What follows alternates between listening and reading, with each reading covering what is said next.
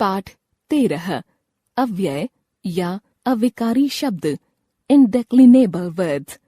कुछ शब्द ऐसे होते हैं जिन पर लिंग, वचन, पुरुष, कारक, काल आदि का कोई भी प्रभाव नहीं पड़ता। जैसे रमा धीरे धीरे चलती है, अमित धीरे धीरे बोल रहा था, हम लोग धीरे धीरे आगे बढ़ेंगे, तुम्हें धीरे धीरे सब समझ में आ जाएगा। यहाँ वाक्य में लिंग, वचन, पुरुष, काल आदि में विभिन्नता है, परंतु धीरे धीरे शब्द में कोई बदलाव नहीं आया है। प्रत्येक वाक्य में धीरे धीरे शब्द का रूप यथावत है।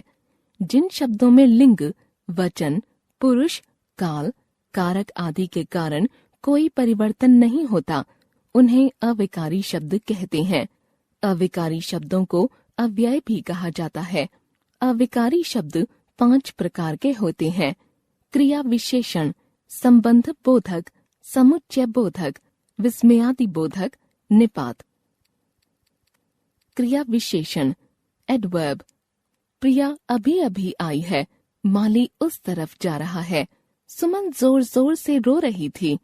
उपर्युक्त वाक्यों में प्रयुक्त रंगीन शब्द क्रिया के बारे में विशेष जानकारी दे रहे हैं कि क्रिया कब, कहाँ, कैसे और कितनी हो रही है।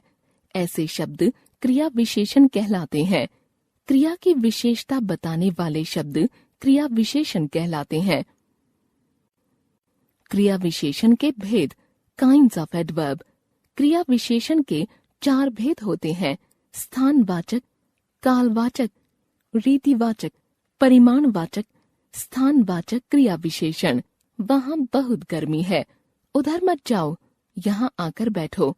इन वाक्यों में वहाँ, उधर, यहाँ शब्द क्रिया के स्थान का बोध करा रहे हैं, अतः ये स्थानवाचक क्रिया विशेषण हैं। जिन शब्दों से क्रिया के स्थान का बोध हो उन्हें स्थानवाचक क्रिया विशेषण कहते हैं।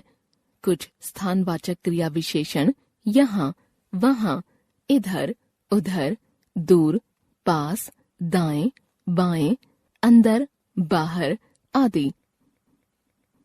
कालवाचक क्रिया विशेषण: यह काम शीघ्र करना है, ट्रेन अभी आने वाली है। यहाँ पर शीघ्र तथा अभी शब्द समय का बोध करा रहे हैं, अतः ये कालवाचक क्रिया विशेषण है। जिन शब्दों से क्रिया के समय का पता लगे उसे कालवाचक क्रिया विशेषण कहते हैं। कुछ कालवाचक क्रिया विशेषण कभी, आज, परसों, अभी, कल, अब, तब, जब, कब, लगातार, तभी, फिर, बाद में आदि। रीतिवाचक क्रिया विशेषण: वर्षा अचानक होने लगी, कछुआ रुक रुक कर चल रहा था।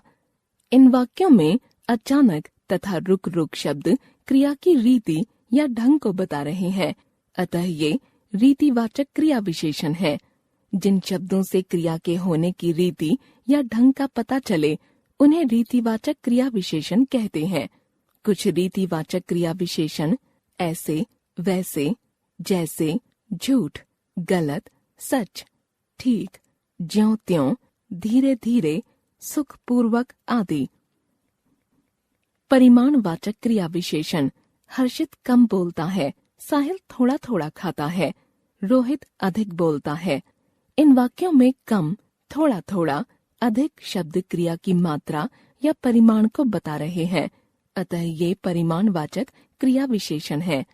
जिन शब्दों से क्रिया की अधिकता या न्यूनता आदि परिमाण का पता लगे उन्हें परिमाणवाचक क्रिया विशेषण कहते हैं। कुछ परिमाणवाचक क्रिया विशेषण बहुत, खूब, पर्याप्त, कम, अधिक, थोड़ा, ज्यादा, कुछ, जरा, उतना, कितना, बिल्कुल आदि।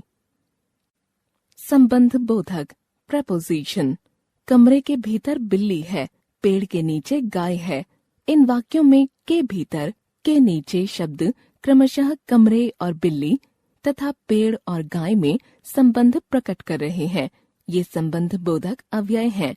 जो शब्द संज्ञा और सर्वनाम शब्दों के साथ आकर उनका संबंध वाक्य के अन्य शब्दों के साथ दर्शाते हैं उन्हें संबंध बोधक अव्यय कहते हैं। संबंध बोधक के भेद काइंड्स ऑफ प्रपोजिशन। संबंध बोधक के निम्नलिखित भेद हैं। कालवाचक, से पहले, के बाद, आदि। दिशावाचक, के निकट, के सामने, के आगे, के पीछे, की ओर, आदि। समतावाचक, के समान, की तरह, के अनुसार, के तुल्य, के सदृश, आदि। व्यतिरेकवाचक, के अलावा, के सिवाय, से रहित, के अतिरिक्त, आदि। विरोध सूचक, के प्रतिकूल, के उल्टे, के विरुद्ध, आदि। स्थानवाचक, के नीचे, के भीतर, के ऊपर, के बाहर, आदि। साहचर्य सूचक, के संग, के साथ, समेत, आदि। साधनवाचक, के द्वारा, के माध्यम से, निमित्त, आदि। हेतुवाचक, के लिए, हेतु, के कारण, आदि। संबंध बोधक और क्रिया विशेषण में अंतर।